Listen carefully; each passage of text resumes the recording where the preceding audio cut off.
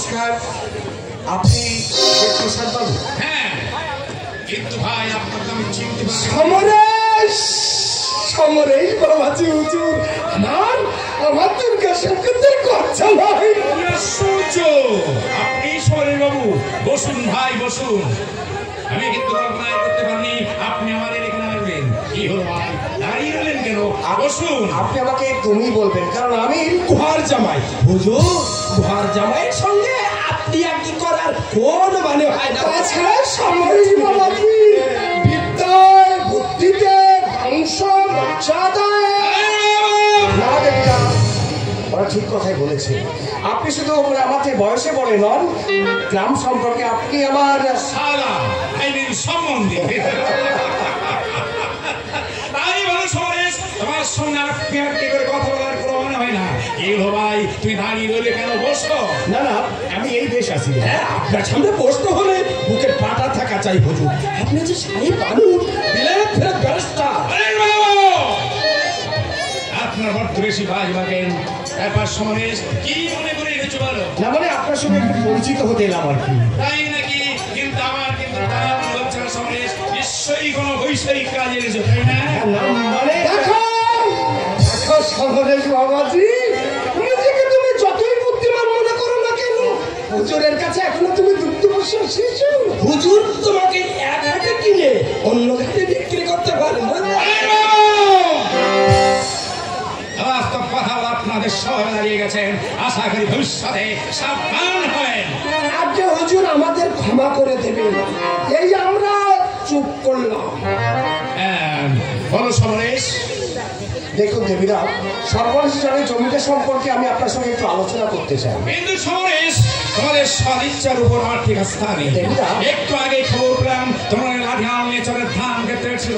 লাঠি যদি অধিকার প্রতিষ্ঠা করতে চাও, আমি চেষ্টা করে দেখি। কিন্তু দেবীরা আমার নেই জমি, আমি চাষ করেছি, আদালতে মামলা চলছে। যদি না মামলা উঠবে, ওই জমি উঠবে। অথচ তোমরা দেখুন দেবীরা, একটা ভুল বোঝাবুঝির জন্য এমনটা হয়ে গেছে। ভুল বোঝাবুঝি? হ্যাঁ দেবীরা, বাবা যখন কাশি যান তখন আমাকে বলে গিয়েছিলেন আপনার সঙ্গে একটা কম্প্রোমাইজ করে নিতে। সরকার বসে সেটা জানতেন না, তাই তিনি লাঠিয়াল দিয়ে দেখো, আজ যদি আমি ওখানে বিভিন্ন দাম, তাহলে দু চারটে ফোন নিশ্চয়ই হতো। জেনে বসে মানুষ অনেক কিছু করে, সেটাই তো বুঝতে পারছো। দেখো দেবীরা, আমরা মামলা মোকদ্দমা করে মরছি, আর পেট হচ্ছে উকিল মোক্তার পেশকারদের। কাজে আমি চাই আপোষ, ঝামেলাটা মিটিয়ে ফেলতে। সুন্দর কথা বাবাজি, সুন্দর কথা। ঝগড়া মেটাতে চাও, ভালো কথা, কিন্তু অলকার সম্মতি আছে তো?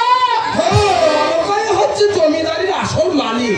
তুমি তো খুব ফালতু লোক, গুহার জামাই। আমার মনে হয় অলকা আপত্তি করবে না, কারণ সে আমার স্ত্রী। বিশেষ করে বাবা যখন ঝামেলাটা মিটিয়ে নিতে বলে গেছেন। এক সপ্তাহে কম্প্রোমাইজ করতে চাও? বলুন দেবীরা। এই জমিটা আমাকে ছেড়ে দিতে হবে, অবশ্য ন্যায্য মূল্য আমি নিশ্চয়ই দেবো, তাতে যদি তুমি সম্মত হও। বেশ, আগামী 2-1 দিনের মধ্যে সদরে গিয়ে আমরা মামলাটা করে নেব, আর জমিটা আপনার নামে। দেখো সমরেশ বাবাজি, হুট করে কোনো কিছু করো না বাবা, হাতে ভুল হবে। আমার মনে হয় ভেবে চিন্তে কাজ করাই উচিত।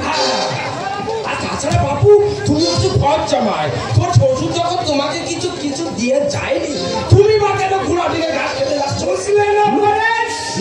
এটাই বলে পরের ধনে পদ্মা দিই, এক কাঠা জমির জন্য 2-10টা লাশ পড়ে যায়, আর তুমি কিনা 40 বিঘে জমি এক কথায় ছেড়ে দিলে। দেখো, আপনাদের এইসব কথার অর্থ হয় বুঝি। 5 একর জমির জন্য মামলার পিছনে যে টাকা খরচ হয়, তাতে 40 একর জমি কেনা যায়। আরে বাপু, বিষয়টা বোঝো না কেন? এটা হচ্ছে মর্যাদার লড়াই, বোঝো না কেন? হুজুর হয়তো ভাবছেন আমরাই দুজনে ঝগড়াটা বাঁধিয়ে দিচ্ছি। দেখা পরে আমি দুদিন মিশে যাবে, আটি যাবে ভাগাড়ি, মাঝখান থেকে তুমি আমি হবো তোর মুখ। আগে হুজুর আমার একটু কাজ আছে।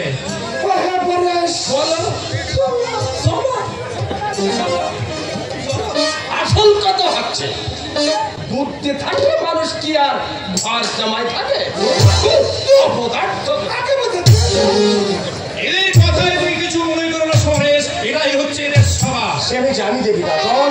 ধরেই তাদের দেখে আসছি। লোকের সঙ্গে কথাবার্তা বলে তুমি আমাকে খবরটা দিও।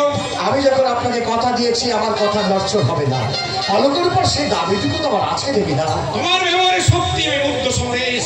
5 জনের কথা শুনে তোমার উপরে আমার একটা বিরূপ ধারণা জন্মে গিয়েছিল, এখন দেখছি সবই ভুল।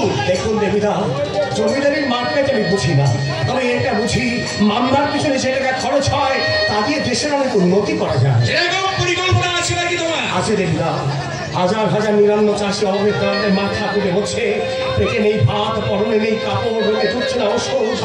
সরকার এদের প্রতি সম্পূর্ণ উদাসীন, অথচ এরাই ভরিয়ে তুলেছে এদেশের শস্য ভান্ডার। আমার সাহায্য তুমি নিশ্চয়ই পাবে ভাই। দেবীরা, কিন্তু সমরেশ, আমি চাই না সকলেই আমার নামটা জানো। সর্বনাশ ঈশ্বরের জন্য কিনে তোমার হাত আমি তুলে দেবো।